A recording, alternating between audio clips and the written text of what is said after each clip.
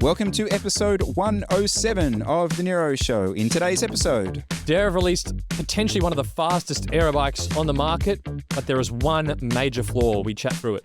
turns out Tour Magazine did test the Enve Melee. Just how spot on was Jesse Coyle? We chat about GCN's The Death of INEOS video, and we've got a little bit of gossip about where Tom Pidcock might be heading next year. Rapha is going down the toilet, and all of a sudden Jesse is scared to race his bike. All right, let's get into it. Afternoon, Jesse. Hello.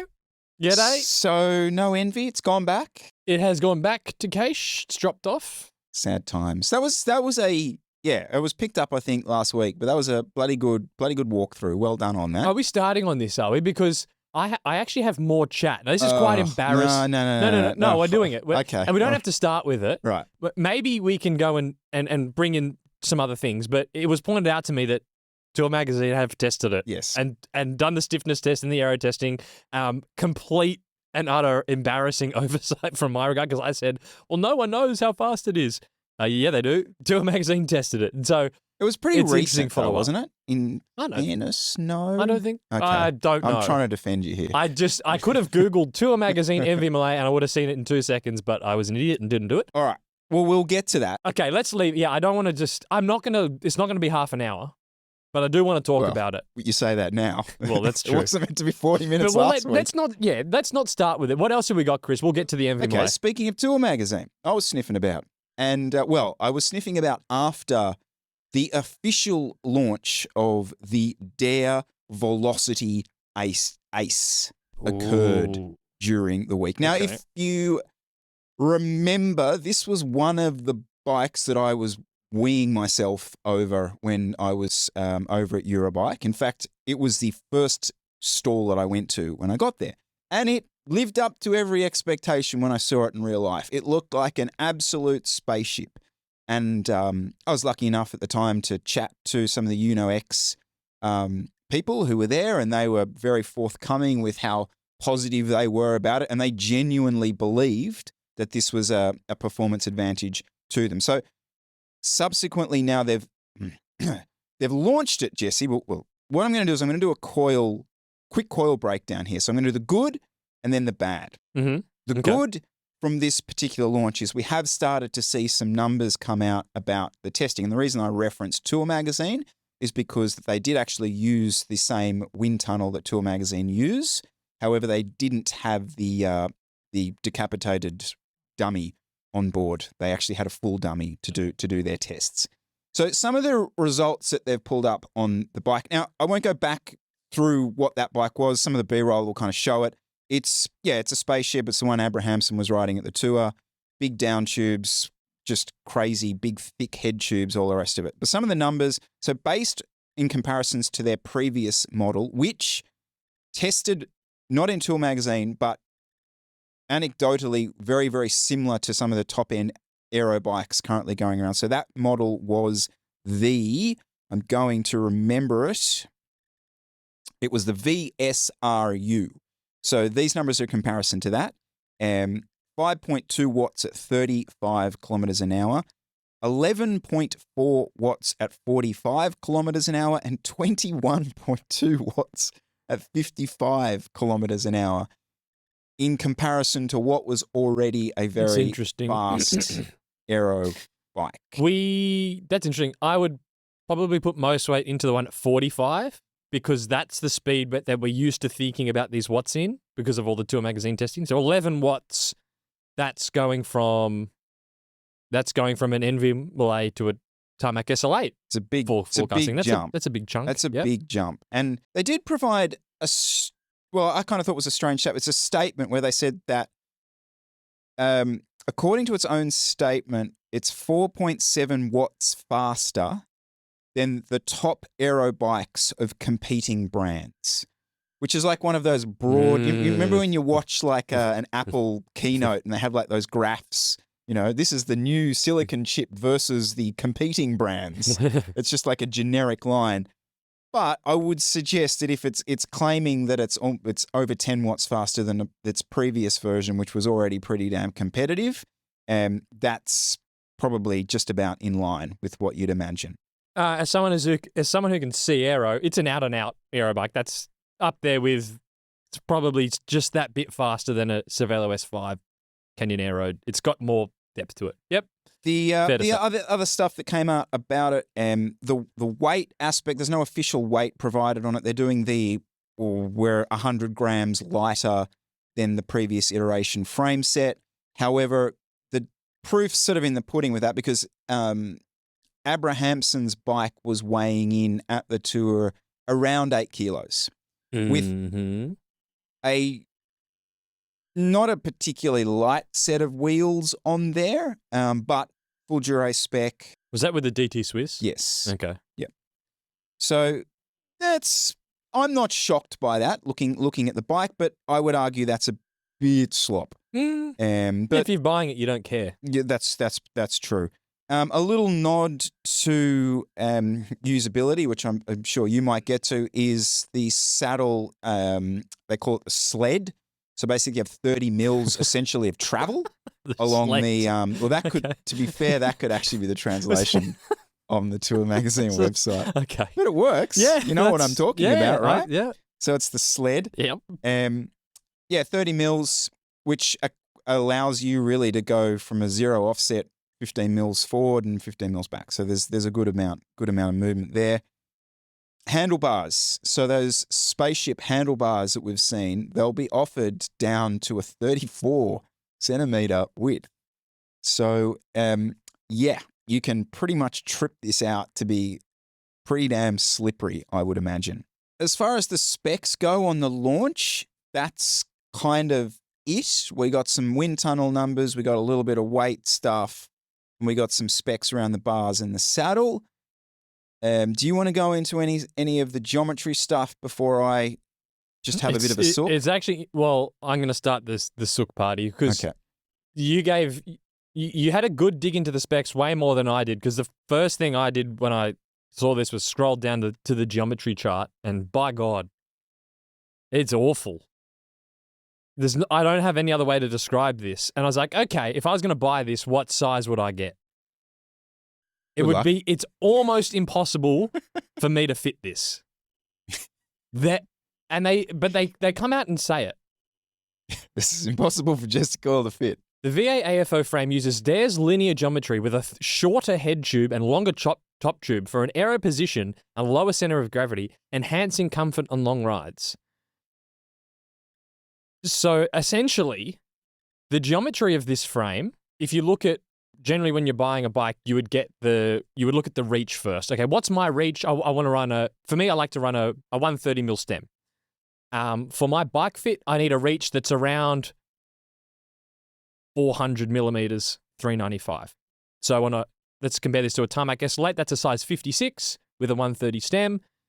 So on this frame, the frame size that has the same reach of 395 as the SL8 is their small. Now on the SL8, the stack on that is 565. The stack on the frame size small that has the same reach is 520, which means I'd have to run 4 centimeters of spaces on the size small to get the fit of the bike the same. Now that's obviously not going to work. So then what do I have to do? Well, I have to size up one, so the reach, so the stack is a bit higher, and then that reach gets longer. So the next one up is a medium. That's a 407 reach and a 540 stack, which means I'm then probably going to be running a 110 or a 120 mil long stem. And again, I'm still going to have to run probably 3 or 4 spaces under that. I don't really want to do that. So I move up again. Then the reach is just getting stupid. The size large, which is generally what I'd be, the second biggest size, it's a 420 reach. At that stage, I'm running like a 90 mil stem. It just is, and the stack there is 560. So that's only just getting to the stack of the SL8. So then I'm having to still run spaces, probably at that stage 2 centimeter spaces, and a 90 mil stem. And that's with me, who has already a pretty aggressive saddle to bar drop. And then if you go up from there to get the actual stack, which I would want, which is 580, so I can slam it, because if you look at the photos of the bike, they elongate this frame section behind the stem so it's all nice and smooth. So this wouldn't work that well with spacers because it's clearly designed to be run slam, so it's all neat. So I'd have to get the extra large with a stack of 580, which I could slam, but the reach would be 4 centimeters too long. So I'd basically need an 80 mil stem probably on the extra large. It's just whack. It's just totally whack. To me, it's the geometry of a time trial bike. Mm-hmm. This reminds me, remember when the Elves Faleth came out, and I think, was it Cam, or maybe it was even one of GC's reviews, he was just like, the geometry of this is a complete shit show. And it looks similar because obviously it's got that very similar front end kind of solution that does seem to alter the metrics of these bikes quite dramatically. I do think that it is, at a consumer level, this is probably designed to lean more back towards running a much shorter stem and doing what you said right towards the end there, which was running the massive bike with, an 80 mil stem or something like that, like a time trial bike. Yeah, how this sort of plays out in the market, I don't know, because that's sort of where I wanted to take. And I'm just going to keep this really quick. This bike's going to be invisible, Jesse. That's certain. And the reason I say that is, so this bike was launched, but it's not really launched. Maybe this is me just being biased, but it's literally just being launched in Asia, certain parts of Asia, not all of Asia. A Q1 proposed release in Europe, though according to, I had tried to have a little bit of communication with them, like who they might be dealing with, distributors, retailers. They don't actually have any distribution path as yet set up in Europe, and there are no plans to do anything in the US anytime soon. And this might as well be a Kickstarter project for anyone in Australia. We won't be seeing anything like this, I can tell you, for quite a while. Along that track, have you seen pricing? No. What does this cost? I've asked for pricing. I mean, and there's kind of, again, some of this gets maybe lost in translation, but I just got pointed back to the previous model and told essentially like, oh, it's similar. Okay. They're not that cheap for an Asian No. They're kind of pricey. No. Am I right? This backs up my kind of unicorn thing. I feel like even sitting here talking about it pisses me off a bit because we're just building froth on for something that almost doesn't deserve it, because I don't feel like they're really in this and they're just going to try and sell 100 of them to cashed up Asian people because they can, and that will be it. I don't know. I get a real sniff here that this is pretend. This is a fake brand. I'm sorry. But yet it's was on the world tour. So maybe I'm completely wrong. I don't know. Well, I probably won't be in the world tour next year, but still. It's not. Well, there's no teams on them. But I mean, they were to even be playing in that party would have required a lot of investment. That's a weird thing. Surely that cost them a lot of money. Huge amount. You built all this, like you're at Eurobike. Weird time release. I mean, you're right. You release the bike. There's a bunch of regions, the major regions outside of Asia that you can't even get it in, and there's not really any pricing. Why would you release it? And it's also been around a while. I mean, they were riding that at the start of the season, Paris-Roubaix, back in March. So it's not like this is just hot off the factory line. It's been in the works for a while. Funny one. And I'm actually you kind of got you a bit fired up. I am just disappointed. I thought it's a cool looking bike. If they'd done the geometry better, then it would just be the fact that you can't buy it that would be frustrating me. But it's a hard, actually, given that geometry, for me, it's a hard one to recommend. I don't really know anyone that would probably buy this. Yeah. I mean, it's so hard to fit. The reason this pisses me off is pretty obvious. It's like, I'm there, there's really going to be no competition to an S5, and this is potentially a really good competition, pushing the envelope, and I just think it's going to be invisible, and no one's going to ever see it. So I kind of want to take that not quickly, we'll see, but Lapierre have gone and done what everyone else has done, and we have now the one bike to rule them all, Jesse. Holy crap. I didn't see this. Yes. I have been yes, sorry. yes. Sorry, Chris and everyone. I've been asleep at the wheel here. The Lapierre Gelus DRS. Oh. Wait for it. It's faster than the Aero Bike and lighter than the climbing bike. Actually, it's not lighter than the climbing bike. It's not. I wish I had time to look into this. Right? Have they given? Why DT Swiss wheels? What? How? What have DT Swiss done? Honestly, I said it. I said it a while ago. Their sort of OEM pricing must be nothing. Why? I think we're an outlier, or Just maybe you're an stop it. outlier. I think they have a really good reputation. They do. Oh, I'll do everything I can. No, I'm just kidding. I don't. They make good hubs. Hubs, yeah. And they made good rims. But they're just not quite wide enough for you. Just get over it. Deal with it. I know. Why does it have to? I'm just triggered. The first photo I look at comes with DT Swiss wheels. Anyway, all right. Yeah, what do we got? What are we looking at? Well, we're looking at a one bike to rule them all. So Lapierre essentially ditching I think it was the Air Code, and the SL3, which was their climbing bike, and this is going to do the SL8 trick, essentially. Nothing particularly outrageous about the design. They have kept the triple triangles at the back, which, I'm sorry, but I just don't know how that can be aerodynamic. But anyway, they have kept it, and sure, that's there. That's a thing. Claiming that it is faster than their Air Code. It's not as light as their climbing bike, but that was a very light bike, actually. And building up this highly spec'd bike on a Dura S build with your favorite DT Swiss wheels, they're claiming will still sit in and around the 7 kilo mark. But to me, this is just another death of an aero bike along the way that we'll just mourn quietly in the distance and move on to another one bike to rule them all. Anything to add, or do you see many of these Not in bikes Australia. around? I don't even know if they have a distributor in Australia. I hardly ever see them.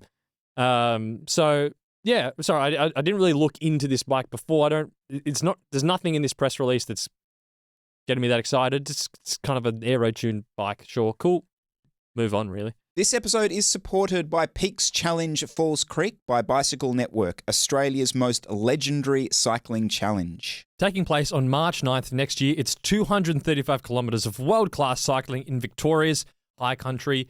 The route clocks up over 4,000 metres of climbing, taking on Tawonga Gap, Mount Hotham, and the notorious back of Falls Creek.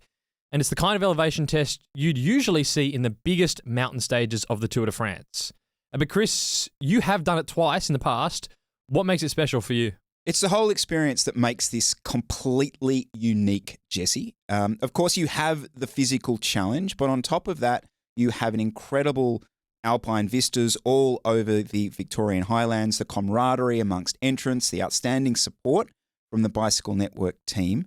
And above everything else is this massive sense of achievement every rider will feel when you make this long-awaited left-hand turn into the finish line, Falls Creek. Keep in mind that Bicycle Network is there to get you to have the most rewarding day possible, with training options to make sure you've simply got the legs to finish it, and a team of wave leaders who ride the course at an appropriate pace to get you to the finish line in your goal time up to the 13-hour cutoff. And just as we tick over into November, over 70% of the tickets have already been sold.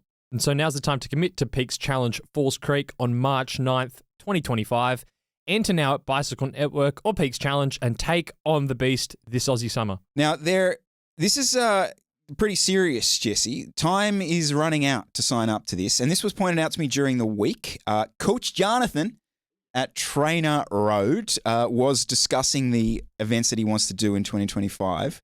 And Peaks Challenge has come up. Now, many times. Yep. Now, what Trainer Road have done, they've got a poll going at the moment over on their forums for what Coach Jonathan should be doing in 2025. So I'm going to implore anyone listening to go and vote for Peaks Challenge. Yep. And if he does it, what do you reckon he's got in him? For most people, the sub 10 hours is the headline goal. Okay, you've got the elite guys that goes sort of sub 8s, but really, if you're doing sub 10, you're a fit rider. That's probably would be a good goal, I think. I think everyone's going to go over, create an account on the Trainer Road forum and just spam it with, you should do Peaks Challenge comments. It would be cool to see him come and do it. Let's get him down here, and maybe we can get him on here while he's here. Anyway, big thanks to Bicycle Network for supporting today's episode. All right, I've held you off long enough. Let's have one more go at this. To be fair, actually, I'm quite interested in this. So, Tour Magazine did do some testing into your Melee, and what are we looking at? Yeah, I was glad I didn't see this before I tested it, because now I can go back and we can say, well, how does it compare to how I found it rode? So let's quickly run through it. I'm going to compare the numbers to the SL7 and the SL8 tarmac. Aero drag. Now, I mentioned, for those that haven't watched last week's episode, I felt like it was a bit slow aerodynamically at high speeds, and then I also went through and talked about the tube shapes, which I thought were not fully aero-optimized. And their Tour Magazine tested it at 218 watts, tarmac SL7's 210, and the tarmac SL8's 209. So at 45 kilometers an hour, you're giving up about 8 watts from Tour Magazine's testing. Kind of lines up with what I said. Now, there are some people, when you talk about that testing, that go, oh, because it's in a wind tunnel, you're isolating the wind, you're kind of splitting hairs, they're all kind of the same. I actually think the opposite. For the rides we're doing, because I went back and had a look at the chop, for the fastest downhill section, for about 1:35, we average 56 kilometers an hour, which is, for those in the US, 35 miles an hour. That 8 watts you're losing in Tour Magazine's testing could easily be double, triple that when you're going from 45 up to 55, 60 kilometers an hour and you're trying to go through for a turn. So I actually think that number is underselling what I was feeling on the road. But that kind of stands up with that. And so that's nice. It's not like if I looked that up and the aero drag was 210, I'd be going, that was kind of embarrassing. That was good. Stiffness testing. I mentioned that the Enve felt like a race bike. Can I just say 218? Well. Yep. That's pretty slow. Yeah. Like, that's closer to a TCR than an SL8. Yep. It's not as slow as a V4 RS, but it's... Well, you can't mention that, Jesse. You can't mention... But Tane wins on it. What do you think of that? Oh, no, it is up. It is. You are right. It is closer to the climbing bikes than it is to the aero tune bikes. Interesting. Bottom bracket stiffness.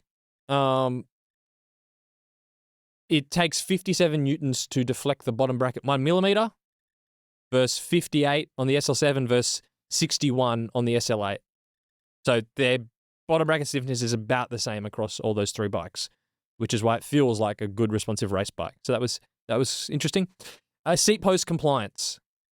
So for here, a lower number is better. That means it's taking less force to deflect the seat post. So it's 149 through the seat post, newtons per millimeter, 156 for the SL7, 156 for the SL8. And so, yeah, it's about 7 newtons less force. Now, just in those raw numbers, that means, as far as I can tell, the Enve Melee has more compliance through the seat post.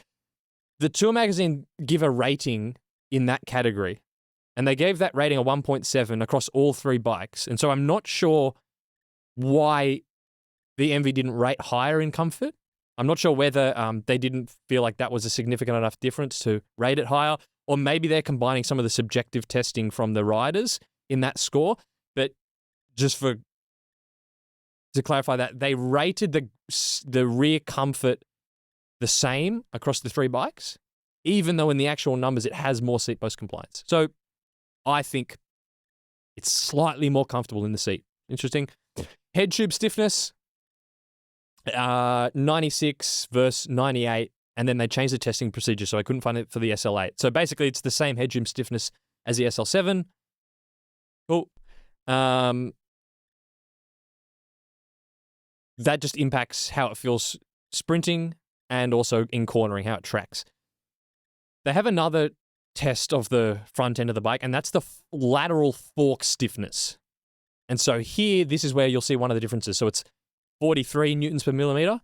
The SL7's 53 and the SL8's 58. So the SL7 and the SL8 have stiffer forks laterally than the Enve Melee. And so they put this as a negative in the sense that it will impact the tracking of the steering.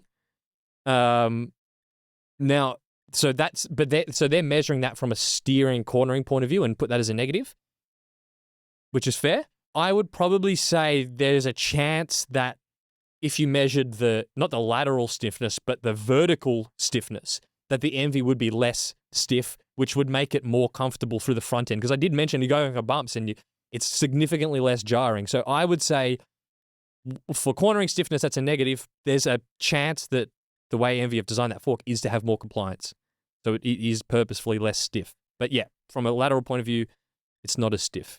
And then if we just overall bring up the stats here, Tour Magazine then do this kind of bar graph summarizing everything. So they rate the comfort the same between the Enve Melee and the SL7. I'm going to disagree with them on that. The seat post is slightly more comfortable, and if they had a test for fork compliance, I think it would be more compliant. So that's my 2 cents. And then the thing here that says Antrit, that means Your acceleration. Man. Yeah. Come on, get your German up to sorry. speed. Come on. They rate it slightly under the SL7. I don't know why. I think they do have some subjective because they send riders onto The magic. it. That's the magic. Oh, maybe it's the weight. The build weight is lighter on the SL7. Sweet. To get it on the bloody pedal efficiency jig. Perhaps it's they not did a this new way. jig. And then the big grab is the descending. That's another rider tested. Yep. Yeah. About the same between the two, and then obviously the key one there down the bottom, the aerodynamics, it's losing out. And so, I don't know. I thought it was interesting to look through. There's nothing really in there that it basically backs up everything I said, which is firstly, it's reassuring. It's nice, but also it's interesting because it gives me more confidence if we're doing a spec sheet read or a tour magazine read and then making judgment calls based on that. Well, there's an example of. I could probably have given the Enve Melee review based on that alone without actually having ridden it. Well, you stole my thunder, Jesse, because I didn't put this in the notes because I wanted to pop this on you. Okay. So when this first came out, we did a classic Nero Show, 15 minutes, spec read, Jesse and Chris going through it, picking out the positives, the negatives, shitting on it, hyping it up. Doing our usual 15. And, the comment, I went and had a look. And the comments underneath, these boys, they don't ride the bikes. And yet they're picking out bits and holes. And so, I'll say this over and over again, but that's how a lot of people judge a bike on its specs. And, once you sort of get the hang of what you're looking for, then you can start to pick out some common traits and things. And I think that's important. So I went back and I had a look. Don't cheat. I went back and I had a look at what... You must have hidden this somewhere in the notes. No. I went back and I had a look really about what we said based on the launch of this. Oh, God, okay. And the conclusions that we jumped to at the end. We both made a conclusion at the end. Okay. All right. So you're going to throw some quotes at us? Yeah, pretty much. Oh, God. This is going to be bad. So we both made the comment we think this bike is going to be slow as shit. Because when when we actually talked about it, it was when it was announced Total Energies were going to ride it. Mm-hmm. So that's when we sort of dived into it. And we both said this is going to be a massive performance disadvantage for the team when comparison they're in a breakaway with someone on a Gen 7 Madone or an S5 or an SL7 or an SL8. That probably holds up. Good call. That was you looking at Aero. And I think that sort of stands out. Yeah, okay, yeah? Cool. We'll allow I'll stand by that, yeah. Okay. It's backed up by Tour Magazine. I got all jumped up about the geometry. And I did too. I remember saying that after all run negative stems. Not as badly as me. No? I went back and had a look. Yeah. Right. And I kind of went in the thing of this is going to be dog shit to ride in the bunch. These guys are going to be at a disadvantage. The stiffness of this bike's going to be sloppy. What is this bike? It's got fender mounts. It's not a pro peloton bike. This is a disaster. Okay. having not ridden the bike, but having sat here for 2 weeks and value your opinion, I can categorically say that I think I'm wrong. Okay. I Yes. think I'm very wrong. Yes. And I've kind of tried to work out why I think I'm wrong. And I do think I based too much of my analysis of how this bike was going to ride really by that sloping top tube. Mhm. And in my mind, I thought, okay, that sloping top tube then was going to just create this really relaxed endurance style ride for these riders. Clearly that's not the case. I think this is even before I started riding the TCR, which of course has the same sort of setup on it. So that's certainly a learning of mine in the last 12 months, not to jump to that conclusion based on the geometry aspect. You also were a little down on the geometry part for the riders. Do you remember why you came to that conclusion back then? I from memory, it was because the stack is 1 or 2 centimeters higher than most other brands' race bikes. Now, I think that's totally wrong. That it's not. I actually don't think it's even extreme as the Super 6 Evo, and most of the riders are using 1 or 2 spaces on the most other race bikes anyway. So I think that was just wrong. I think most pros would be able to fit it fine. We both also didn't really know who the rider was for this, and I think we both got that wrong sort of as well. We both came to the conclusion that it was a Fondo endurance rider's bike. Whilst I don't think that person won't enjoy this bike, I think it's probably underselling it. That fair? Yeah, actually, now I'm thinking of it, like, what pro rider style would this be for? Wouldn't be for the classics riders. I don't think it's fast aerodynamically enough. They generally get into breakaways too. Probably not a sprinter's bike because of the speeds. Probably a climber's bike. Grand Tour stage, stay comfortable the whole race, hide in the bunch, and then do a bit of a weight weenie build of it. You could probably get it down towards 7. And it climbs pretty nice. Yeah, probably Grand Tour climber's bike. Yeah, I agree. So I don't know. We were a bit hit and miss on the maybe on the spec maybe read. a C plus, B minus. Yeah. I'm glad we saw Aero though. I think Yes. that's a good takeaway from the whole thing. But yeah, if you want to go back and have a look at it, it's quite funny. I'll put the link down below. Please don't. But I think we can safely say that's the Enve Melee done for now. I'm not. One anecdote. Oh, hang on, here we go. Anecdotes. Anecdote Because I hour. dropped it back at the shop yesterday. I was chatting about the bike. I said, no, blah, this, it's this and that, but it's not great value. Like, they're like, oh, would you pay for it? I'm like, well, in Australia, it's 10 grand. The boy's like, oh, what are you talking about? No, it's not. It's not 10 grand. Now, keep in mind, they sell the bike. They go on cash. Enve Melee. Oh, shit, it's 10 grand. Yeah, that's what I'm saying. Yeah. Like, Classic bike shop. Like, Yeah. you just kind of have an idea in your head about a bike based on a pricing you've made up. It's like, no, it's up there with the Dogmas and the Colnagos. And Well, they've got in their head what they get as a staffy discount type thing. Yeah. I thought that I had a laugh at that, but no. I think I'm done with the Enve Melee. Yeah, Good paint job though. I think we'll revisit that. All right. The Global Cycling Network is a channel on YouTube. Jesse, it you is. familiar with it? Yeah, I've watched a few of the videos. It's got a few subscribers here on YouTube. They've actually, the last 6 months, I reckon they've lifted their game. Okay, Something's changed. Wait, just wait. Oh. Just wait. Okay. Because something has changed. All right. So they're quote unquote independent now. Oh. Right. So they're the parent company got out of them. So they're essentially a independently owned company. Running their own. No, we're still rolling. I'm happy that you're liking what you're seeing on GCN because ultimately I am as well. I just got really frustrated. I'm going to start with the bad and we're going to move to the really, really good.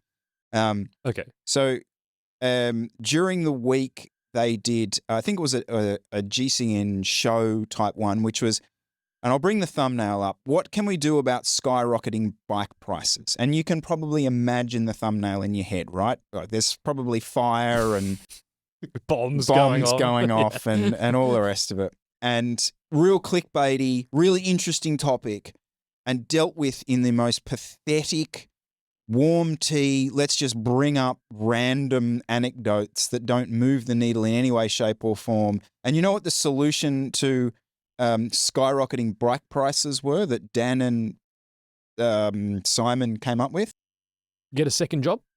Close. Get a secondhand bike. Oh, okay. I'm like the most pandering answer to any of this stuff. Okay. And the reason this really frustrated me is because I almost missed one of the best pieces of content on the platform this year, in my opinion, on GCN, because only a few days later, they release a documentary about INEOS. It was called, "Is This the End of Team INEOS?" ? It felt just as clickbaity and just as like, oh, this is going to be some random nondescript discussion about the fact they didn't win many races this year. Lo and behold, it's 30-minute. It's like a 30-minute investigative deep dive. Oh, so it's an actual. Okay, it's good. bloody brilliant. Yeah. And so I do want to go into that, but I just want to say, GCN, don't do the stupid clickbait shit on your GCN show if you're not going to actually talk about stuff with real topics, because you've got content that deserves it and we might miss it. But we haven't missed it because 300,000 people have viewed it, which is bloody brilliant. So 345,000 in 2 days. And that's insane. like should have, because it's good. It's good content. Yeah. So ultimately, is this the end of Team INEOS? Jessica, your thoughts?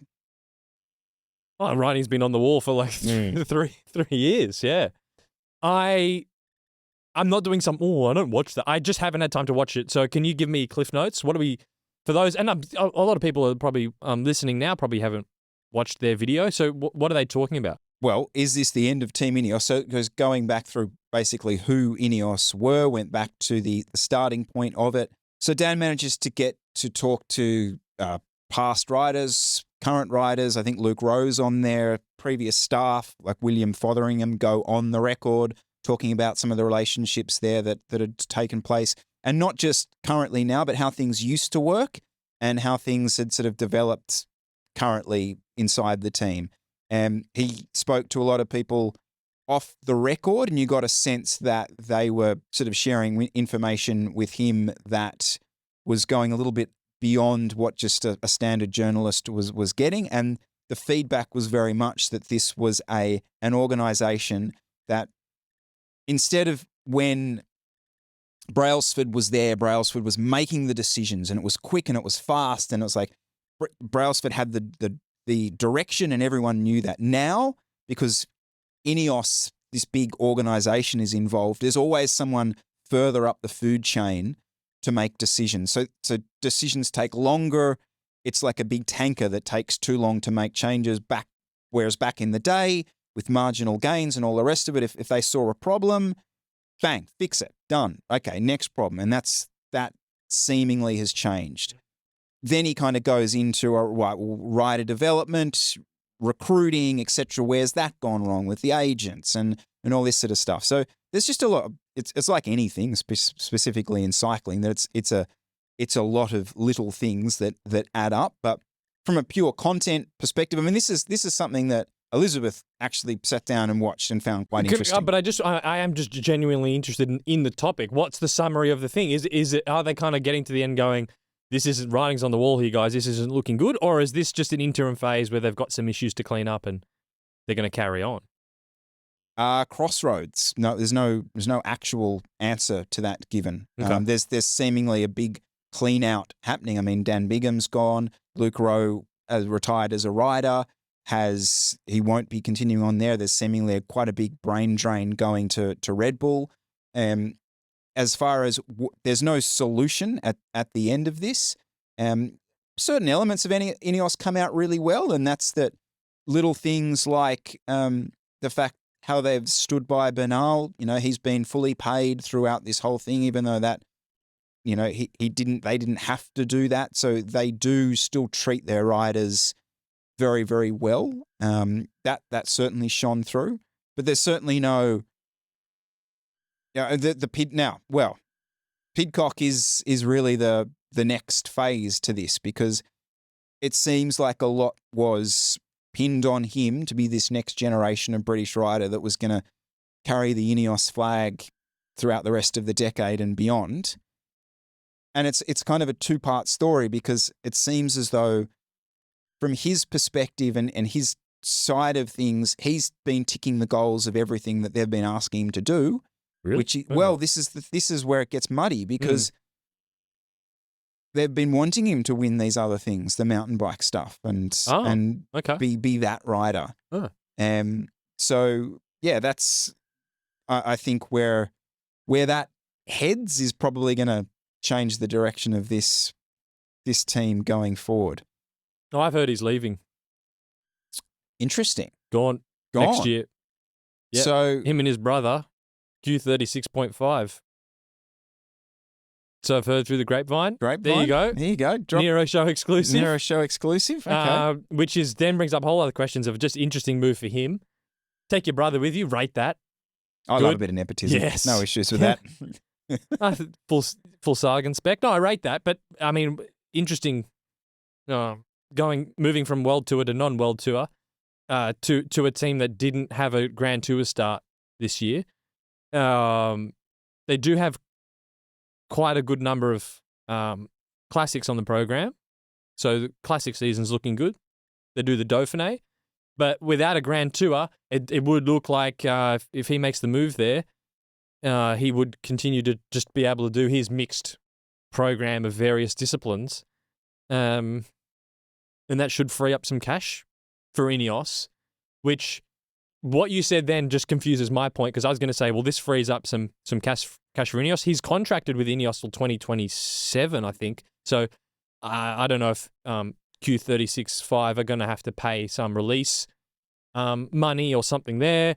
But if I thought, cool, they free up the cash from Pidcock, they can sort of restructure, more focused on the road and go head in a new direction. But you were saying that they were happy that he was still doing his mountain biking and his cyclocross and all this stuff. So that kind of throws my theory out the window. If they were happy that he was still doing all that stuff. I think this comes back to this thing of too many cooks, though, because when I say they were happy, it was potentially a certain part of INEOS. This is INEOS, who are a huge sponsor of a Mercedes F1 team. They're a title sponsor of an America's Cup boat.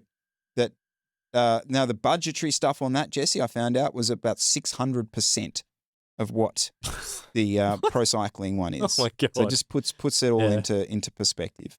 So they're hugely involved with projects like the marathon stuff.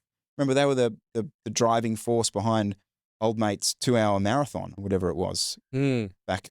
Was it Capote? Yeah, 2-hour marathon. That's yes, right, yeah. It was 2 hours. Yeah.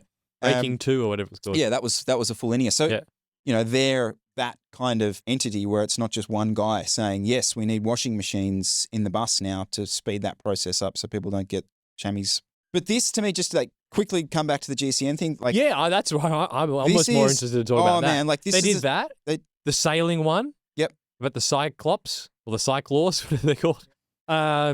Some of their heat ones have been good. I get riders saying, oh, did you watch the GCN heat one? Just good, like, and videos that have taken work, not just the clickbaity shows, like the actual using budget, which they clearly have to go and to do those sorts of things is pretty, it's interesting that they've started doing that. Absolutely. So I don't know whether this sort of stuff needs a different thumbnail or something, because just the way it appears, it almost doesn't look as interesting to click as the shit stuff. Like the irrelevant GCN show, let's not really talk about an issue things. Whereas this comes along, I'm like, I thankfully this clearly didn't get missed by a lot of people. But if they keep churning out good things like this, I don't know. Maybe it just needs a different. You're the thumbnail guy. Maybe it needs a different border or something more prestige about it that maybe you realize, oh, this is one of their docu-series. I don't know, but I'm super stoked about this. The only other bit of telecasty stuff that I saw, specifically in the UK, people getting a little uppity about was that the tour won't be on free-to-air television in the UK from 2026. So next year it remains on ITV, but then beyond that it will be purely pay-per-view. So I think on the Discovery, essentially the Eurosport platform, so it won't be on free-to-air across the UK in any way, shape or form. Oh, that's awful. Yeah, it's pretty crap news. Yeah. Which I think will have pretty bad knock-on effects for a sport that's, it just... What are the logistics? This is probably way too complex. No, I read a bit into but what this, are the logistics here? Because for the ASO, that's not good for them. That's less viewership. Is that because they sell the rights to the race for too much? Do they have to? Is that kind of a hardball kind of negotiation between the broadcaster, whoever's doing it in UK, versus the ASO? So Cycling News reported that, ironically, the new deal is part of a wider agreement between the Tour de France organiser ASO and the European Broadcasting Union, the EBU, that helps support free-to-air television across Europe. The deal means that that all or parts of the ASO portfolio of men's and women's races will be broadcast to free-to-air by EBU members in Belgium, Chechnya, Denmark, Hungary, Italy, Luxembourg, etc., etc. Eurosport's Warner Brothers Disney have struck a sub-license deal with the EBU to broadcast the Tour de France, Vuelta, and 16 other ASO races in the package across Europe, and an exclusive deal for the EU from 2026. Yeah, okay. So the ASO gets paid. It's there's clearly more to this because they've secured. It's part of a deal which allows free-to-air essentially across all mainland Europe. But then in the British Isles, it goes behind a paywall because they put an exclusivity rights on it. I don't know how that works. Yeah, okay. There's clearly more to this than meets the eye. Maybe the Warner Brothers Discovery package is part of the free-to-air package on mainland Europe, and it isn't in the British Isles.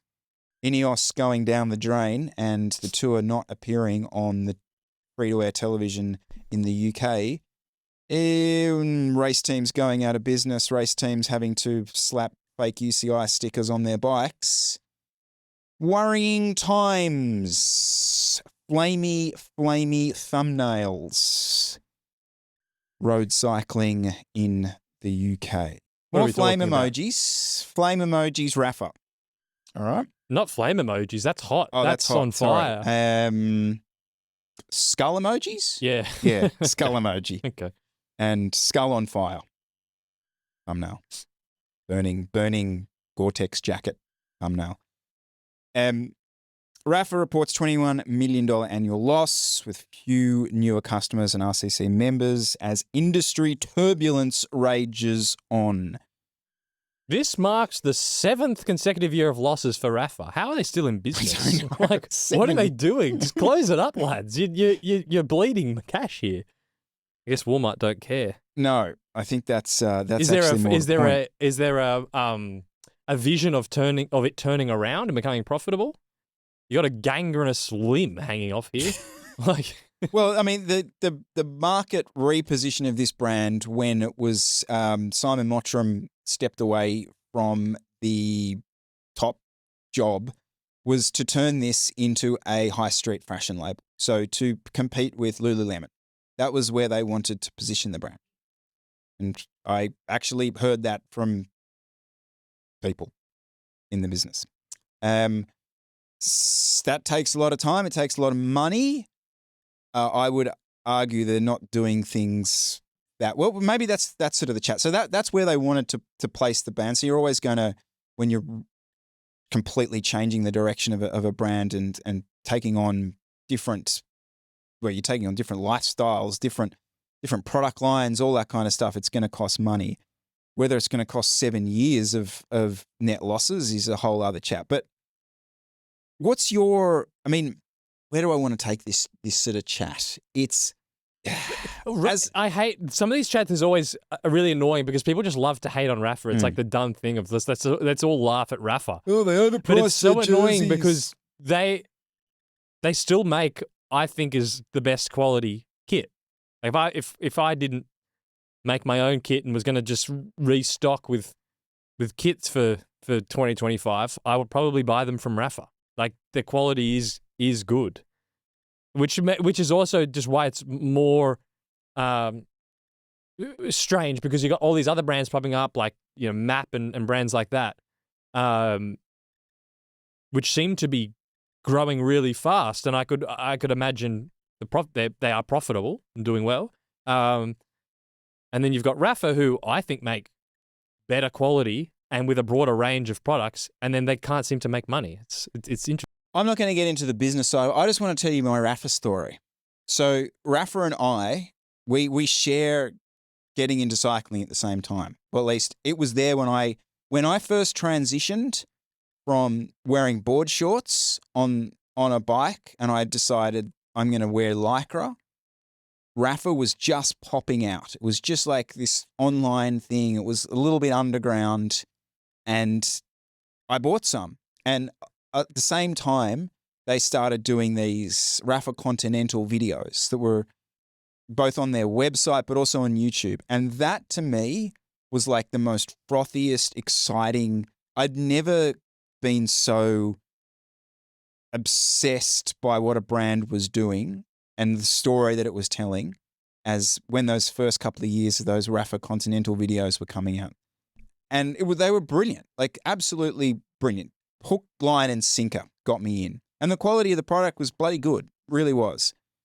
And that's probably 10, 15 years ago at this point. And you're right.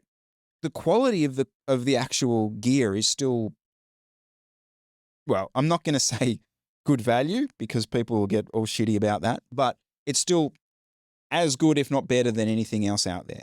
But the two issues that we've always had here, well, it's just been stock. Like if you go to the Rapha website at certain times of the year, maybe it's just because we sit out of seasons with their big markets in the Northern Hemisphere, we always just get really shortchanged when it comes to what bib shorts are left and what jerseys are left. It's very rarely in the sizes that you want. So kind of you then just automatically go to an ulterior brand. And the other thing is the designs are just kind of boring at this stage. And look, maybe that's just the brand positioning itself to try and be like a core label. I understand that. But if you go on to Attacker or Map, for example, like there's fucking bazillion collaboration things. There's all these different looks. There's like whatever niche of road cycling or gravel cycling you're in, they kind of have an avenue for you. Whereas Rapha, you're not covering all the niches inside the sport. And it's okay, maybe you are by just being a pure core label, but I feel like that's kind of got old. I don't agree with you because I was shopping with my wife a couple of weekends ago, walking around, went to those lifestyle fitness brands for women, the Stacks and whatever the brands are. And you walk in there, they don't have all limited releases. It's basics. It's just good quality basics in a variety of colors, and that's it. That's what they sell. But it's got they have like a cult following because of either the value or just the actual the design of it is just fashionable. So I think which was what Rapha has. It has a look to it. Even if there's not a whole bunch of limited release collection things. I've talked about this before. They do nothing for me, those limited releasing. So I think that just sticking with the core look of what Rapha's kit is, do it in a few colors with nice fabrics that last really well, that should sell well. So I don't think that's a problem for them. I think it's actually one of their strengths is that you get a nice Rapha Pro Team training jersey, you know what it's going to look like, you choose your color and you're happy. Should sell. What does buying Rapha in 2024 say about you as a cyclist? Because let's be honest, that's why people buy kit. What does buying that brand now say about Jesse Coyle or who that person might be? Well, I actually think it doesn't really say anything. You've, in the sense that you're actively not saying anything. You're just buying a nice kit. Okay. Right. And now maybe that says something about you in the sense that you're not particularly in the Paz crowd You're not going for like super edgy kind of map attacker style. This is an Australian lens here, obviously. We don't have some of the Castellis aren't big here and things like that. So you just buy a Rapha. What have you done? You want kit. You're not interested in looking like some click writer on Instagram. It doesn't say anything. Well, what do you think? Do you think it says something? It's interesting you say that because that's not what it would have said. It would have said not that long ago that here's someone who's very thingy about style, who's very, very conscious of fit, performance, quality, and is willing to pay for it, and is willing to pay ultimately the premium price for it.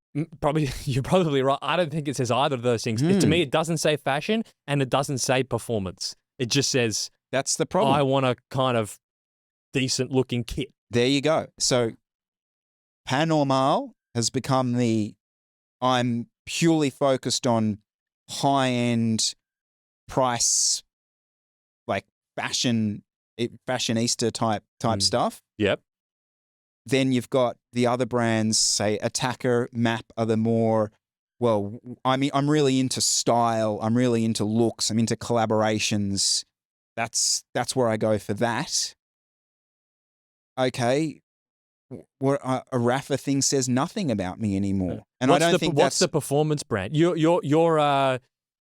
you like the cutting edge. And this it's not Rapha. Well, no. And see, this is where... where... technically, you could make an argument it is, but from how it's viewed, it's not. This is where, this is not a good example, but Rule 28 or like the bespoke, we tested in the tunnel for 3 years sort of guys have come in. ASOS have tried to push themselves back into that equation. I just think their gear looks terrible. I'm sorry. I still can't get over people wearing those bib shorts. But yeah, that's where the pure performance people would go, I would imagine. And there's just so many now. Oh yeah, like Pedal Mafia, and what is it about Australian kit brands? Yeah, unbelievable. Yeah, that's sold for a lot of money. Yeah, they did recently, well. So they're making money. WA based brand that has really good foothold in the US. And then there's a gazillion others. I think I put one in the show notes. I took it out. It was like a New York-based one. Every city seems to have some like niche fashionista brand. So the other one that's popped up, which is new, is the direct from Asia, but not AliExpress. And I see them in Centennial Park. There's one that's like 3 Cs. I haven't actually... Cinetta or something. There's like... the Sirocco ones. There's more of those which are also probably starting to eat in to some degree to that. I'm buying my second or third kit, and I probably would have bought Rapha, but now, I'll just spend a third of the money and get this sort of generic-looking kit, which is fine. Like, that's probably also more of a thing now. I mean, and you're not having to buy it off Temu. Like, it looks like a relatively professional website. I'm really interested in the comments on this because we don't fit into any of this because we've ridden team kit and then now we're riding the show kit. Like, I don't choose what I ride in based on these factors that I've been talking about. So I'm just sort of coming up with ideas in my head why people, because they do. If people choose a brand, I'd argue even more than a bike brand, choose a brand based on the emotional attachment that they have to whatever the marketing might be or the ambassadors might be or just the pure look of it, the collaboration might be. People really sink their teeth into that stuff. I don't know. What does buying an Attacker kit for you in 2024 say about you? What are you wanting it to say about you? I think is probably more the question. I don't know the answer to that. You certainly don't know the answer to that, sorry. Maybe we should try and rehash the idea of getting the Cycling Fashion Weekly guys on here for a quick segment, though I think they racked doing podcasts for about a year. So hopefully we can maybe creep them out of that.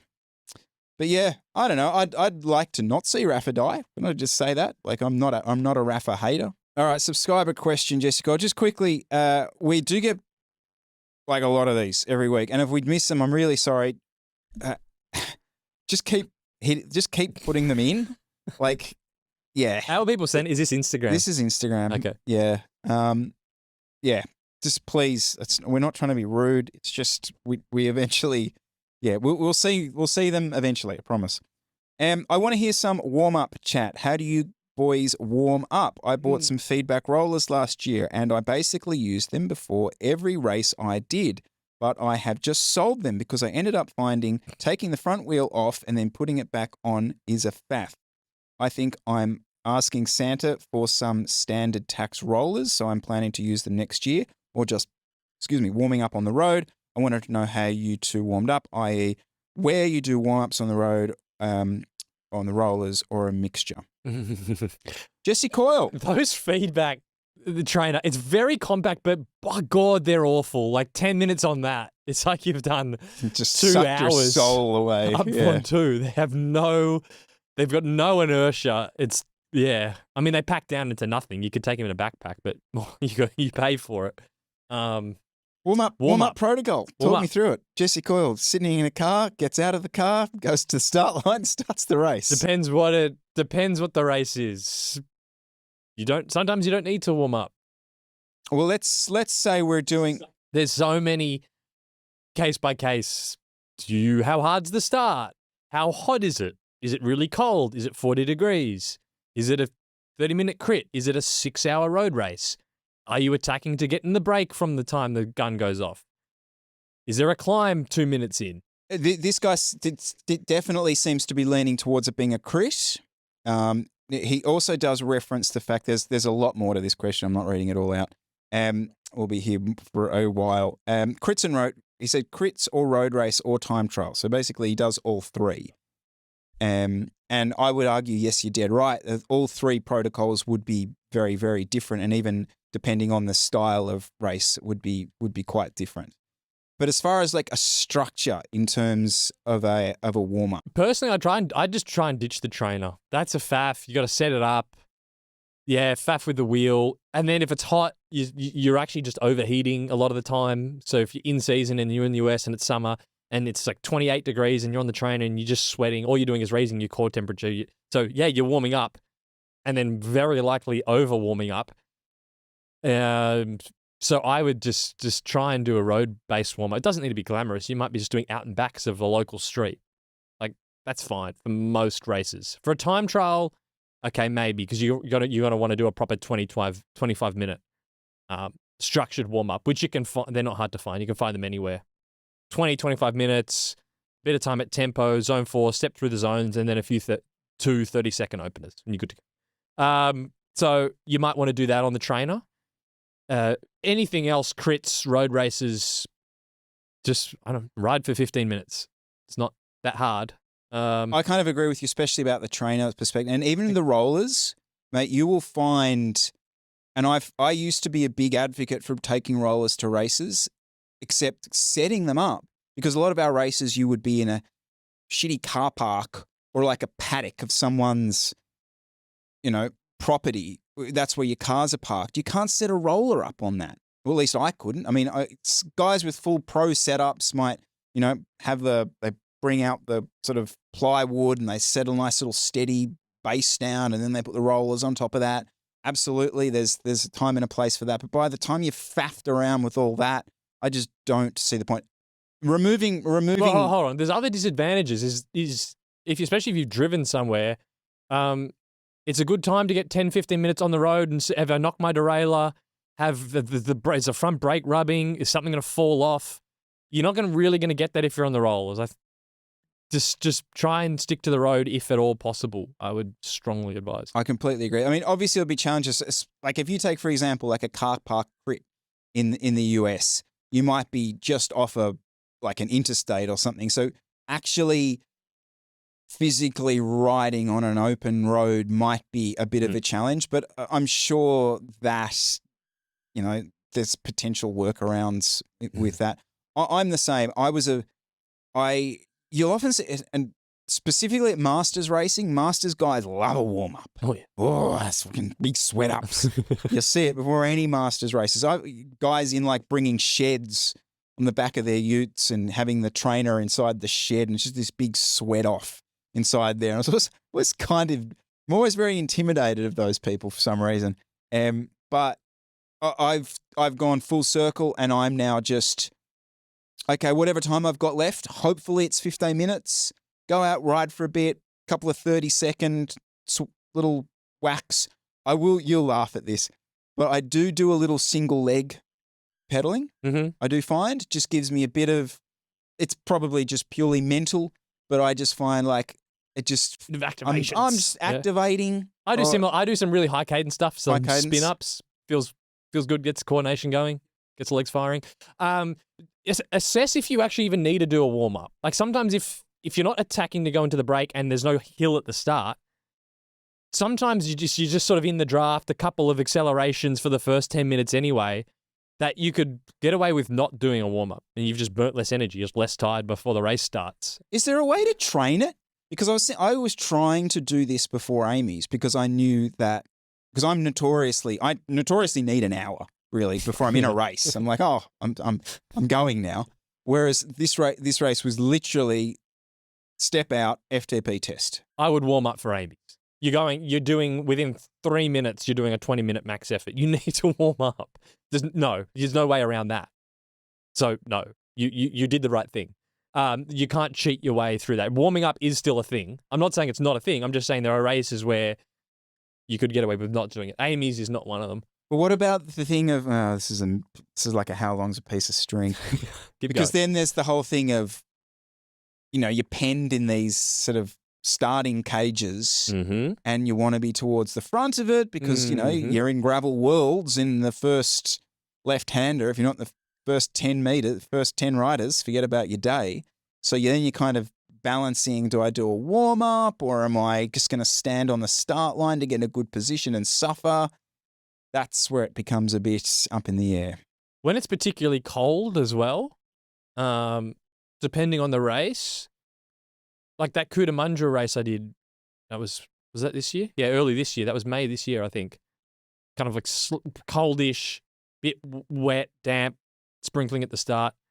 Zero warm-up. Sitting in the car. It was a handicap. So get on the bike, roll to the start line. And yeah, the first 5 minutes is kind of, this is rough. This is awkward. But you get into it. And if you know you're not going to get dropped in the first 5 or 10 minutes anyway, it's a bit of a pro move to not warm up. And then you've saved yourself 15 minutes of just riding around freezing cold. Ugh, who wants to do that? Sometimes not warming up makes the racing more enjoyable. Mm. Personally, that's a part of the race I hate. Yeah, I think you just adapt much better than. And I've seen you do it a lot. Where you just literally go straight to the start line and you're trying to get in moves from the gun. Yeah. No, but this was a handicap. Yeah. Okay. Like I can tell if you were at Cootamundra, you wouldn't have needed to warm up. You're rolling turns. Maybe you skip a few. I'm definitely in agreement when it's hot. I've made that mistake in the past. Like it's 35, over 100 degrees Fahrenheit, and you try and do some warm up. Waste of time. Just keep your body temperature low for as long as possible, and just when you hit the start line, be aware that you're going to be redlining, and there's not much you can do about it. Putting your body into a bit of heat before it's probably not going to help. What you just said about, I've seen you rock up to the start line and be in attacks. That's what I mean, but it's case by case. If you know you're already going to be on the limit in the first 15 minutes anyway, of course, do a warm up. Don't rock up cold. I'm saying for a lot of people, the first 10 minutes of the race, they're not at risk of getting dropped. So that's when you would consider that. Yes, just clarifying. Not total side issue, but I received, someone commented on the Amy's video that I did saying that the winners of each country's UCI qualifier event are seated, and you therefore are seated to the front of the pen. So I didn't know that, and maybe that's fake news, but like to me, I'm like, that's sick. Chris Miller, start line, Eduardo. Next to Eduardo. Dedrado, start from, so you come up. Oh, cool. No, that's a massive advantage. And for that course, That's a massive advantage. Yeah, so I'm happy with that if that is actually the case. Thank you for that piece of information.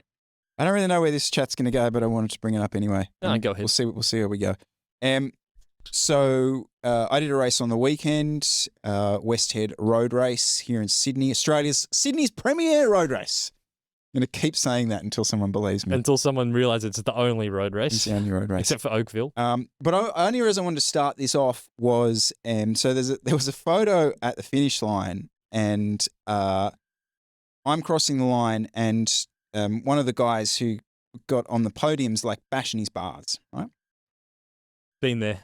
And like he's getting shit in the comments for like carrying on like that.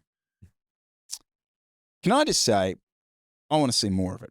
I love it. Absolutely love to see it. Now, to set the scene of it, it had been a bloody hard race. There's only 6 of us left. Everyone's got a good shot at trying to win, and he didn't win. You don't have to cross the finish line and smile and start applauding the person who won. If you remember, what did he do wrong? Did he go too early, or what was the frustration? Oh, okay. Yeah, so he's fucked up. Yeah, he's going, oh, fuck, I'm dying. Oh, everyone's overtaking me. Fuck. Yeah, and he smashed his bars. Sick. I rate that. Like, that's just, I don't know. Well, say names. Does it really matter? No, I don't know. Why does it matter? That doesn't matter. Well, I don't know Alex at all, really. But he's, after the race, like, shakes hands, congratulations, blah, blah, blah, normal post-race chats. No, like, coming over. And that's the line for me, obviously, would be then, like, if he comes over and he's like, well, you're a... No, he's just annoyed at himself. And you know it's good, because if you've been there probably before where you win, and then it's all this, big training week, or I rode up to the race, or I saw off-season, mate, you're not quite in. It's like, it just takes away from the win. It actually adds to the win when someone clearly wanted to win, which probably everyone there did, and you show it. It's great. It's 100%. awesome. Nothing irks me more than the coming up after the race and being, I tell you what, it's been a big week, big TSS week for me. I was really feeling it at the back end, and it's that classic backhander. It's like, I would have beaten you, but I'd had such a massive training week. Yeah. Fuck off. You were trying to win that as much as I was. Go to hell. Like, I totally agree. So, not leave him alone. He's a big boy, whatever. But I just rate that. I just rate passion in racing. And I think I reposted another picture from the day of a chick at the end of the race who was throwing up on the side of the road after just going absolutely all in. I just love that shit.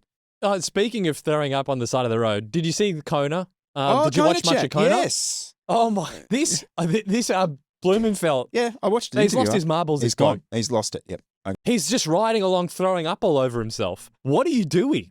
And then it was all over social media, and in the comments, everyone's like, "Oh, he's so tough. Like, good on him. Oh, he's such a good athlete." It's like, no, he's just an idiot. What are you drinking where you're throwing up? And he was famously throwing up, I think, when he won the Olympic or the World Champs, and there was a famous one of him on the finish line just throwing up all over the floor, and then other people are running into it and then collapsing in the finish line, all rolling around and each other's vomit. And now he's at Kona just vomiting all over the place. Like, can we assess, what are you drinking? Like, No. He's obviously having some sort of bicarb or some supplement which doesn't agree with your guts, bro. Stop drinking it. That's not a performance game. You throw up all your fluids. There's Jesse Coyle Nero Show level of rabbit hole. Well, you're like level 1. Right.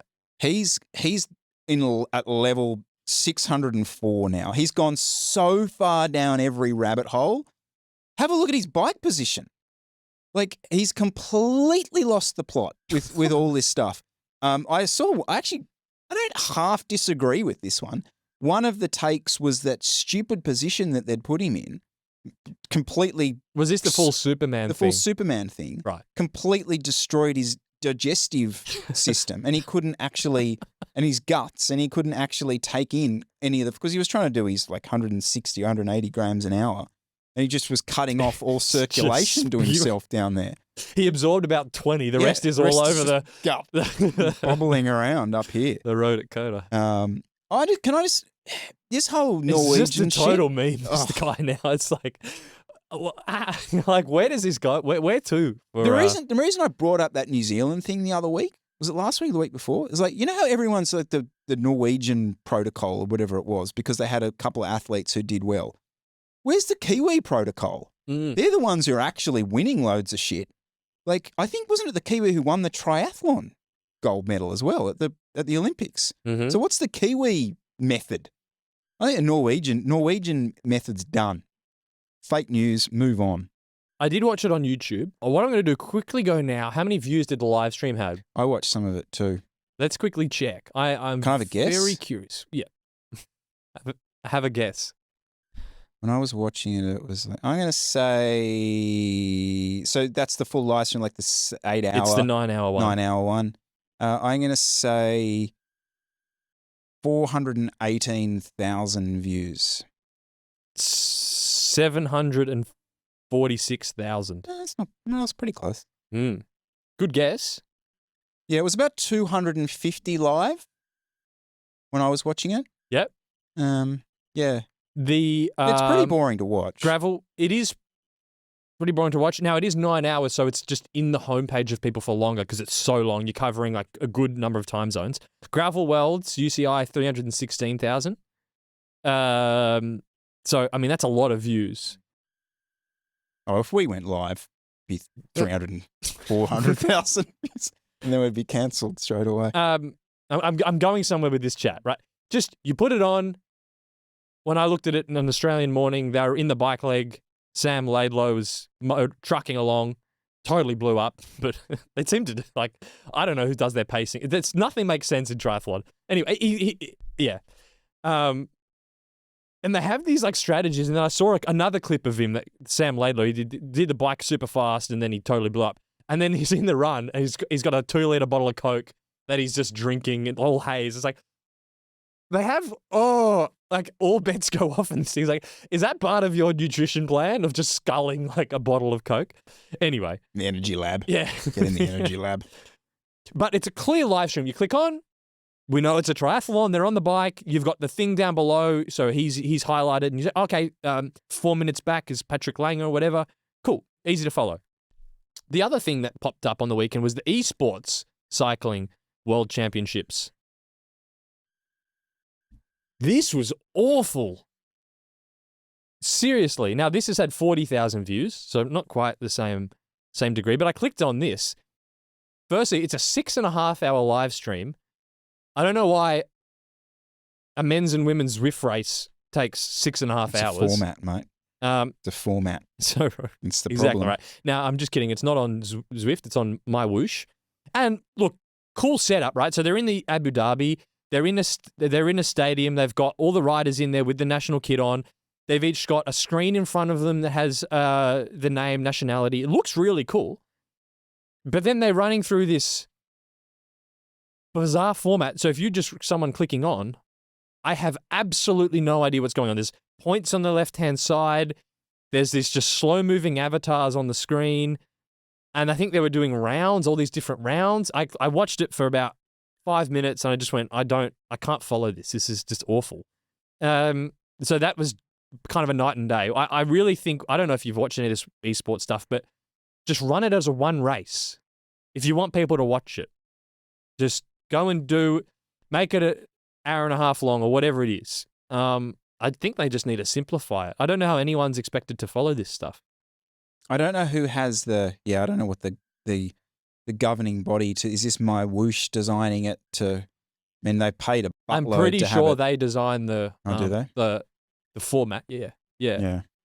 I mean, to be honest, I hate it. I mean, I know you don't care anyway. No. I don't care, but I also hate the fact that this is this My Whoosh thing that's just a... Well, why? Because it's not on Zwift, the platform that everyone uses. Well, that's it. I mean, that's what makes esports interesting, is that it's relatable to all the people that are riding the same courses that you can log on now and go and ride. To put it in some environment that no one's on because the Saudis or the UAE paid a bucket of money to do it. I just couldn't give a shit. It's just part of the UCI money grab stuff that disturbs me. I totally disagree because I think people would have said that about gravel worlds. Oh, how can you have fucking gravel worlds on a bike path in Belgium? But it was actually a good race. I think the actual setup where they fly everyone over in the thing, the Zwift, the graphics on the actual world, My Wish world looks decent. Like it looks kind of all right. So up until that point, I'm thinking this is awesome. Cool live stream commentators. It's just the format of the race is just horrible. I just do one race. I want to follow this thing. I'm interested. I would have watched it. I'm not sitting here for 6.5 hours to watch the men's and women's. It used to be one race, race, like the one that Jay won. That was one race. It was like an eliminator thing. Mm-hmm. Yeah, they did that. Yeah, there was that an was elimination actually thing. entertaining. Yeah, because you could kind of. Now I was kind of a bit more invested in it, obviously, but there was like like cut people out as it went along, and so you had to stay up there the whole time. In fact, the guy who won the esports thing, he's like a bloody old guard of it. He won it again, Jason Osborne. Yeah, I think he was in the Zwift Academy final with Jay in 2020. Nice. I reckon. Mm-hmm. I don't think that's an outrageous statement. I Mm-hmm. think he was. I think he's still going for it. Yeah. Does anyone actually use My Whoosh? You are asking the wrong person. Like, what's the end game here? Anyway, we're not going to go down there. Sorry. Yep. Did you see my Outrider, a tire pressure sensor for bikes in the Kickstarter project? So I'll be ready in 2038. Oh, we love a Kickstarter vaporware. Yes. This is if you're trying to launder money, get on a Kickstarter program. Yeah, a few people pass this on to me. It's a low-cost bike tire pressure sensor. So yeah, it goes over your valve core and is meant to give you an amp plus signal to your sensor. So we've 81,000 pledged of the $4,500 goal. 540 backers, 23 days to go as it currently stands to get yourself at the very front end of the future of cycling. Interesting. Yes, go and waste your money Have you on a backed the Kickstarter. project? I haven't, Jesse. I haven't. What are they charging? The last time I backed a bloody Kickstarter project, it was some stupid light thing years ago, and I never saw that ever again. So, do you think this is a useful product? Oh, if it works, shit, yeah. Yeah? God, yeah. Just a little, like, if you've seen it, it's just this thing that goes over the valve core. Totally. This is a suit, like, this is physically the solution that I thought would be where they would head with it. Definitely. This doesn't inflate or deflate. It just gives you an accurate digital measurement real time. That's all I want. Okay. That's all I want. Interesting. Yeah. So I reckon back it. $55. Get in? I reckon get in there. When are they saying shipping comes? 2037. Be a really good year for it, actually. Super early bird, $39. All right. Interesting. So mass production's November, December, and then January 2025, QA and shipping. Maybe I could be an ambassador Come for here them. Be here next year. Have you seen any of this under 23 development team, pro development team announcements stuff? No. They're all sort of into it at the moment. Mm-hmm. So Red Bull have got one. They've got the, what are they calling it? They've all got cool little names as well. This one's called the Red Bull Rookies. I rate that. So it's a under 23 team under Red Bull Bora Hansgrohe. Correct. Okay. Yeah, so they've got the some of the Red Bull staff involved, but the reason I wanted to mention it was Luke Tucknell's got a ride. Oh, an Aussie. Well, New South Wales kid, Good. Actually. I'm glad it's under 23. Maybe we can chat about this for a bit when Dan comes on at some stage. He hates these development teams, especially as they get younger and younger. And suddenly it's, if you're not pro by the time you're out of the under 19s, you're washed up. You got no hope. Which is then obviously competing with school at this stage, because that's where it leads as the age gets younger and younger. So okay, under 23. That's fair. And they also because the other potential stitch up is they get, I think, no, it wasn't getting signed by an under 23 Dan's gripe isn't the teams in particular, because at least they're giving opportunities. It's the agents that sign talented riders that aren't on teams when they're like 15 years old and then forever scraping us a little commission as they move along. Which is... I think this sort of stuff, especially as you see a lot of the World Tour teams now invest more into the under-23 teams, you will see a bigger and bigger struggle for the generic domestic Conti team. That's the argument against the development teams, is that's they destroy the continental scene. And is that a bad thing? I don't know. I mean, I saw an article during the week that was talking about the struggles in the French continental scene at the moment, that you're seeing the demise of a lot of those just, regional continental-based teams in France that were kind of the lifeblood of like amateur/professional racing in the country. And part of it's due to the fact that the talent is going to the big name World Tour team under 23 teams. So I don't know. I've always, it's kind of a basket case, professional cycling, but it's been a basket case that's sort of worked. So the fact that it's changing, I don't know. I don't have a take on that. But I wouldn't be starting a continental team in 2025, I'll put it that way. Oh, maybe 2026. 2026, yeah. We're back more. How's your own riding going at the moment, Jesse? I've noticed you've been sort of loitering again. You're back. No, I'm not. I stitched myself up, right? It's like Tuesday night racing started. And I'm like, I'll go. I'll just have, just for a bit of fun, roll some turns, whatever. But it's a handicap. So the catch is always a bit sketchy. I can send you some of the footage from my GoPro. Oh, you got your own, right? So the catch is always a little sketchy. You have to be mentally in it. You can't just float your way to the finish and get there. You got to be ready to have a little fight and hold position. I wasn't. I just got 3-4 laps to go. I kind of dropped back, get stuck in B grade. You never make it to the front.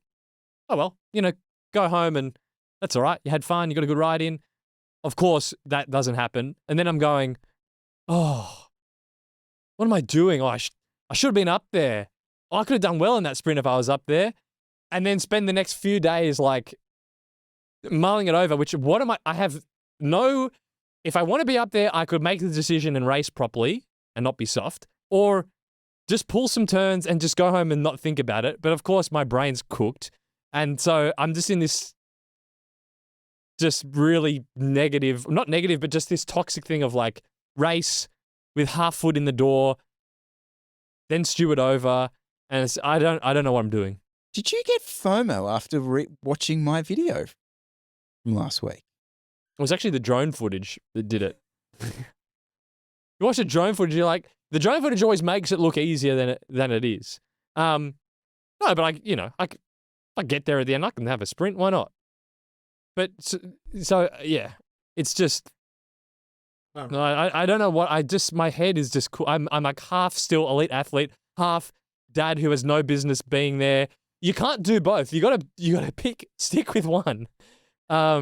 You can do I'm both. Like, what am I doing? You can do both at a club racing level, Jesse. You don't have to be like completely all in for cycling to manage to get to the end of the sprint of Hefty. I know what you're saying. Yes. Mentally, absolutely, you're right. Obviously, I don't have to be training 20 hours a week to do it. 5 or 6 laps to go in that shit show of, I'll use my footage as an example. It's, you're either in the zone or you're not. To be up there. Absolutely. Right? But it's also valid to not want to do that. And you just go there, right, pull a bunch of turns and you go home and you're happy, right?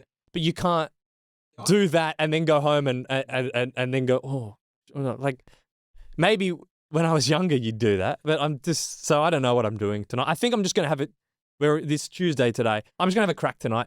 There we go. Let's see how I go. Pro Air? I'm going full. Yeah, I'm going Aero overshoes. I'm going Pro Air.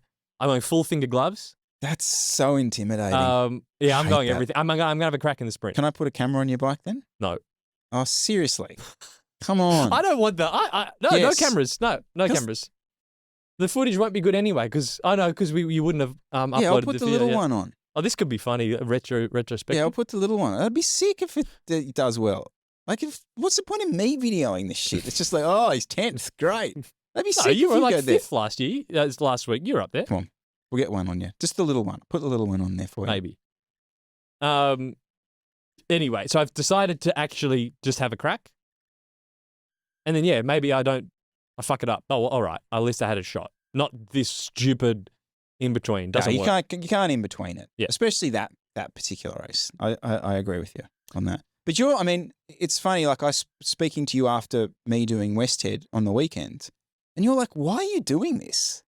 I'm like, because it's bike racing and I won and it's sick. I love this shit. Like this is, you gotta get up early and drive up to the race, and the race is hard and it sucks and it's hurting, and then you hurt for the rest of the day. I'm like, yeah.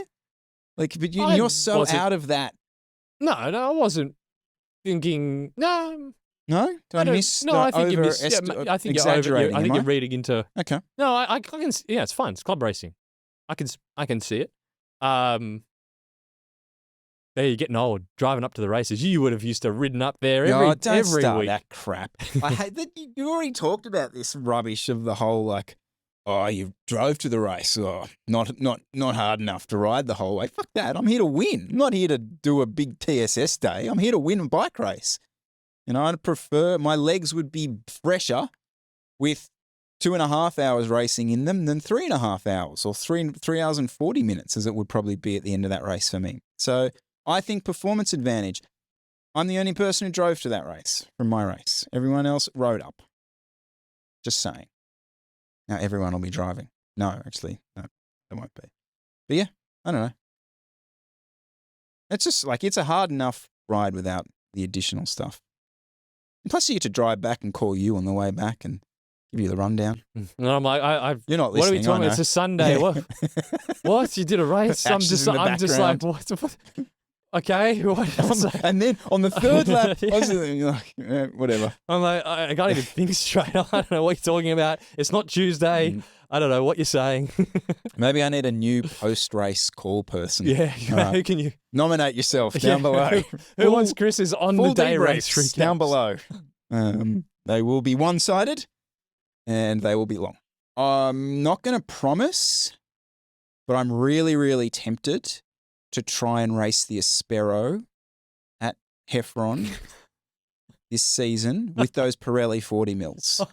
I've seen them, I reckon. The gearing, I've got enough gearing on there, I reckon. It's got a 50 on the front. Oh, you'll be right. Yeah, So, I've done see. Yeah, 50's fine. Yep. I would really like to try that. Okay. And just run it at like 45 PSI and see what it's like. All right. Yeah. Oh, that'd be hilarious. I reckon that could be interesting. Okay. I mean, it's not that crazy. People do it. But I just think that course, I just don't think it's that much of a performance disadvantage. Okay. We'll see. Mm. We'll see. All right. I reckon that is us done today. Now, next week, we will give an update on the status of Three Peaks registrations, but we do know that they are pretty light on the ground. So if you do want to sign up to that event, Jonathan at Trainer Road, do it damn soon. Until next week, Jesse Coyle. Adios. See you later. Bye.